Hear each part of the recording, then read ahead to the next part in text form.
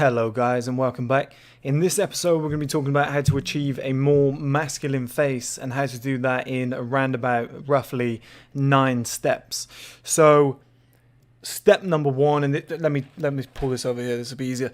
Step number 1, and this is going to be really obvious, is to grow a beard. Right, I'm not going to spend much time on this. If you can grow a beard, great. If you can't, tough luck, there's 8 more points on here. But a beard will make you look a lot more masculine. Think of somebody like James Harden. Without the beard, he looks like a little boy. With the beard, looks like a very strong, masculine man. It helps. Do it. Number 2 is to get your body fat down. Now, everybody knows that the less body fat you have, the more shredded your face will look. There's other ways to do it, but that's, the main one is that you drop that body fat, your face is going to look more pronounced, especially features like cheekbone, jawline, your brow line, things like that. You're going to look more defined. Your face is going to look more masculine.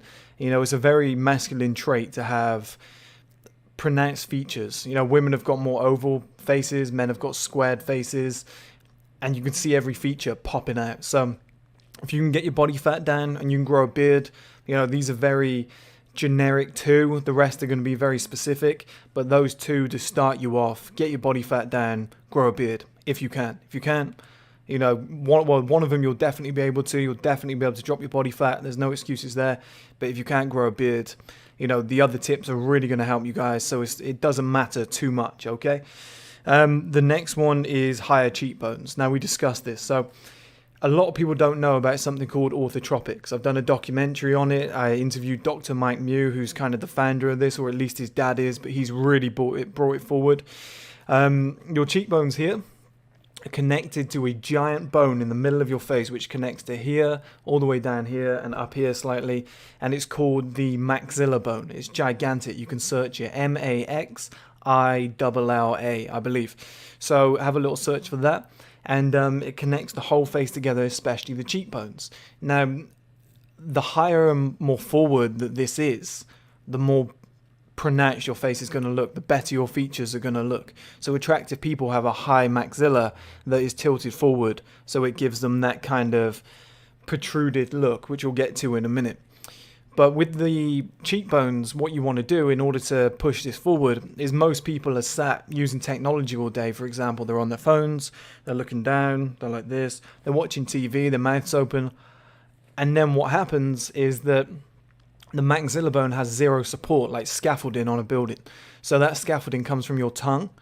So if your tongue is on the roof of your mouth, which we call the palate, it's going to drive the roof of your mouth upwards, as in the maxilla bone. It's going to drive that upwards and forwards, and it's going to give it that kind of forward tilt. And what's going to happen is, consequently, the cheekbones are also going to go upwards, more forwards, so they look more prominent, and they're going to go out in that V shape to give you more prominent cheekbones, which is then going to give you this sexy masculine line down here, which connects everything together, which is a very, very rare feature. Now, in order to do that, like I said, people are sat there watching, let's say, TV for hours on end with their mouth open. People are looking down at their phones. They're using laptops on the train. Their faces are just down like mush all the time. They call it tech neck. The other point I want to make is that your jawline is weak. And when you've got which we'll get to in a minute, but when your jawline is weak, it's a lot easier for your mouth to fall open. So it's impossible to keep your tongue on the roof of your mouth when your mouth is open. So as long as your jaw muscles here are strong, your mouth is always going to be closed, especially when you're unconscious, like when you're sleeping, which is, 7, 8, 9 hours a day, or when you're watching TV or looking at your phone. This is going to be doing the work for you. So if your mouth is, if you've got weak jaw from various multiple areas, which I'll talk about in a minute, but if you've got a weak jaw and your mouth falls open, then your tongue is going to fall off the roof of your mouth and your maxilla bone is going to fall down, cheekbones are going to fall down. It's going to make you look like you've got a mushy face, which, is the least masculine thing you can have. Well, the second least. I'll get to the least in a minute. So you want to keep this strong as well so that your mouth can stay closed, your tongue can stay on the roof of your mouth, and you can drive your maxilla bone upwards and forwards, consequently making your cheekbones higher and more pronounced. So the next point is, and it ties together, is a wider and more protruded jawline. So I've got it here. Wait there. This stuff. I don't know which camera is easier to see it on. This stuff here, Mastitha gum, is solid as a rock. Let me see if I can show you. Let me get a good, decent piece. I don't know if you can see that piece there, guys. Look, I'm trying to, there we go. I'm trying to crush it with my fingers. It's very, very hard to do. When you chew on that, what happens is you're going to build your jawline up. This is going to get stronger. And as we discussed in the previous point about the cheekbones, once this is stronger, your mouth's going to be closed. More chance that the tongue's going to be on the roof of the mouth. And I mean, not just like that. Not just the front of the tongue. You need that posterior third, the back part of the tongue, to be driving the maxilla up and forward. And the tip of your tongue should be on the pulp. Just there, just behind your teeth, just behind the front two teeth. It should relax up there, and then the rest of the tongue should be pushing the maxilla bone forward. Apologies if you can see me sweating. It's like 36 degrees today, which for you Americans I think is about just away from 100. So you got to drive it up like that, and that'll help by strengthening these two. And what will also happen as your maxilla bone goes forward, this acts like a hinge. So your jawline acts like a hinge. So the maxilla bone go forward, and the jawline will follow it, and it will close like a door hinge. This is what Mike Mew told me. So the maxilla goes forward, the bottom jawline follows, and they got to connect together. That's what they've got to do. The teeth have got to connect together.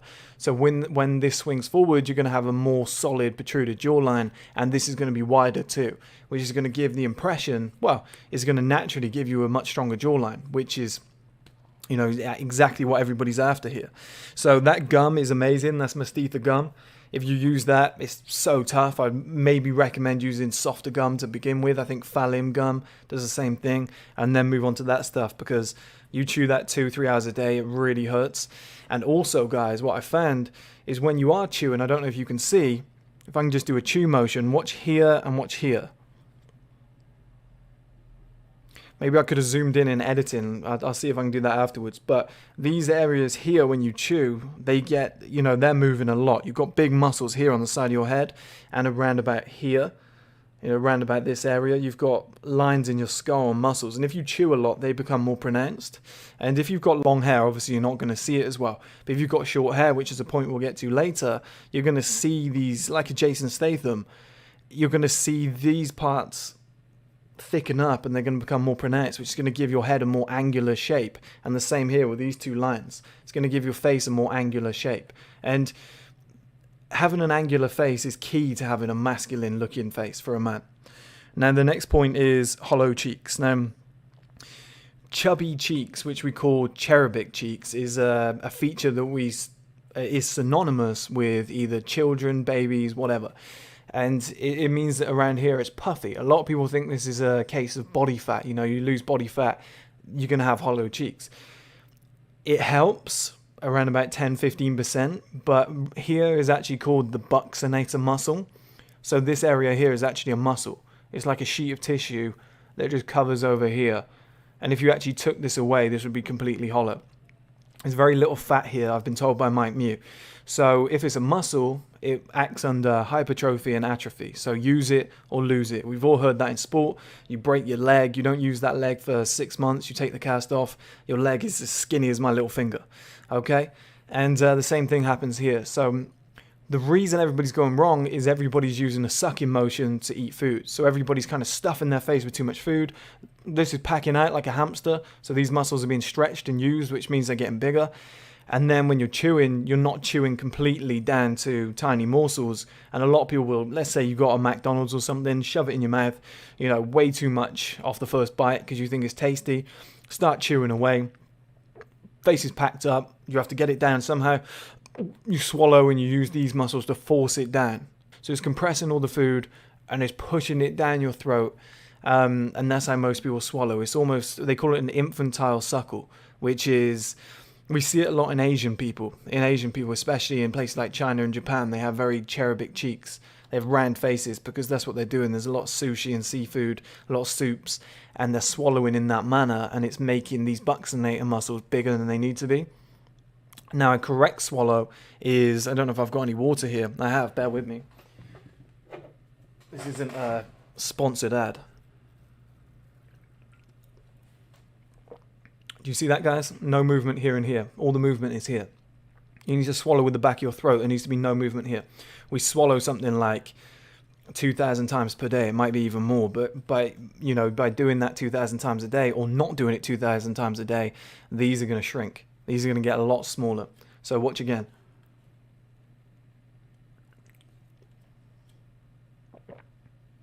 All the movement is here in the throat. Same again. So this isn't moving, this isn't moving, this isn't moving. They all have an effect on the body. And that's what too many... Look how much I'm sweating. This is incredible. I had to close all the windows for the audio.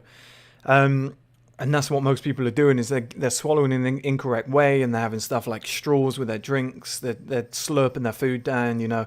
And this isn't strong, so their face ends up turning to mush, and they have like a well-rounded face, like I said, like an Asian face. And ideally what you want is something like a Scandinavian face. That's how you get that masculine look. And if you have the hollow cheeks, the high cheekbones, and the solid jaw, and it comes out a bit, you know, you're going to have that effect.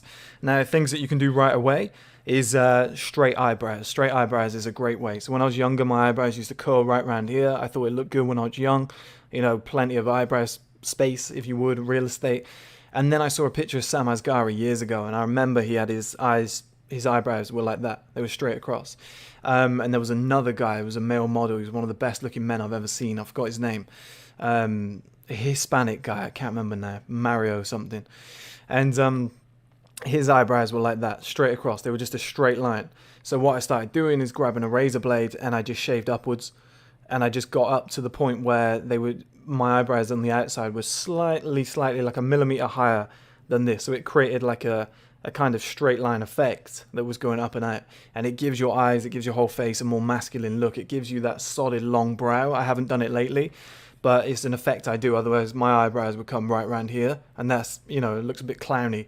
It's not a very masculine look. So what I decided to do was shave it here, give it that straight line look, and give my brow a lot more of a protruded effect, you know, that Neanderthal type look. And it makes you look a lot more masculine. I think all male models are taught to do that. They're all taught to shave those areas or get those areas threaded, and their eyebrows are perfectly straight. It looks very good. Now number, I guess, 8 is shorter hair. Now if you have shorter hair, it's going to bring out your features a lot more. When I was younger, when I had the option of having longer hair, I had the kind of Justin Bieber type queer flows of hair. It was about that long. It was incredible. And when I shaved it all off, I realized that I could see those lines, this line here, these lines when it's padded. If I shave it completely, you know, cheekbones look more pronounced, your jawline looks wider because this is tucked in. Your brow looks wider, like this whole area looks wider because, again, this is tucked in. And there's multiple reasons to having shorter hair, especially if you have a beard and stuff. That contrast in levels, because it looks, again, wider here, shorter up here. You know, and like I said, you can see the lines, you can see the definition. I just think it's a much better look if you're trying to go for that masculine look. And it's also quite a tough guy look. Now, the last one is to blend your sideburns and create angles. Like I said to you guys, it's all about angles.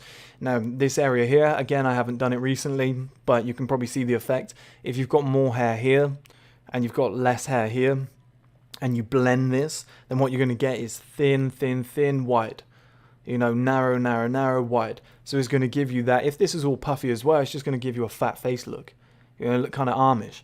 Now, if you shave this down to around about the bottom of the ear line and get maybe a barber to blend this in, what you're going to get is, you know, it's maybe going outwards here with your hair, then it's coming inwards, then it's going outwards. You're going to get that angled effect, and it's going to make your jawline look a lot wider. For example, if I did that, probably looks a lot wider. You know, maybe it's not a good look, but it looks a lot wider. And if I can make this thinner, then this is more pronounced, but it's still neat. Next point, guys, is to be more muscular. So you add more muscle to your frame. So, you know, you're dropping your body fat, but also if you can add that extra man muscle to your body, for some reason it changes your face. If you ever seen a guy before and after, you know, when he was skinny to begin with, once he whacks on that extra muscle, his face is going to look more masculine for some reason. I don't know whether it thickens up your neck. I don't know whether clenching your jaw more when you're lifting heavy weights is going to give you a more protruded face. But I honestly think just having that bigger frame in general just adds extra width to your face. It just makes you look wider, especially around the neck. And I think there's certainly muscles around your head, around your face that are going to be tensed when you're training. So I definitely think that helps. But just having, you know, if you took the same person with a baby face and you put that head on, let's say, The Rock's body, that person would look a lot older. They'd look, in a good way, they'd look a lot more masculine. They'd look stronger. They'd look bigger. You know, your impression of them would change immediately. And I think that having that kind of body has that effect. So that's the 9 tips, guys, for having a more masculine face. I hope it helps. If you need any more advice, I'll put the videos in at the end, the Mike Mew ones. Definitely learn about orthotropics. If you can just chew that gum for, let's say, 3 hours a day for around about a year, the effects are enormous.